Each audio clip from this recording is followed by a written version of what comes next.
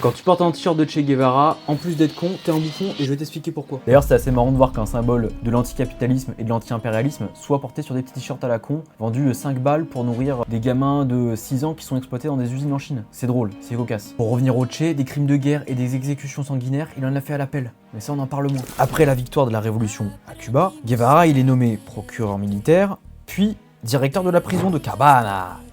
Dans cette forteresse de la Havane, il supervisera donc des procès expéditifs. Voilà. Soldats, policiers, civils, accusés de soutenir l'ancien régime. On compte ainsi plusieurs centaines, voire même des milliers d'exécutions orchestrées par le Che. Il signait ainsi personnellement des ordres d'exécution, et ça sans procès valable, évidemment. C'est la fameuse justice à deux vitesses. Nous n'avons ainsi pas besoin de preuves pour exécuter un homme, l'exécution est une preuve. Évidemment, Che Guevara, c'était un communiste dogmatique, partisan du modèle stalinien. Ainsi, centralisation des pouvoirs, censure, exécution des opposants, bref, comme d'hab. Et ce qui est assez incroyable, c'était son traitement des homosexuels. Che Guevara, il voyait les homosexuels comme des déviants, comme des ratés, des révolutionnaires pathétiques, des bourgeois, devenus un peu cinglés quoi. Les considérait comme indignes d'être des révolutionnaires. En 1960, Castro et Guevara, ils envoient des homosexuels, artistes douteux et croyant dans des camps de travail forcés, appelés UMAP. Unidades Militares de Ayuda a la Producción.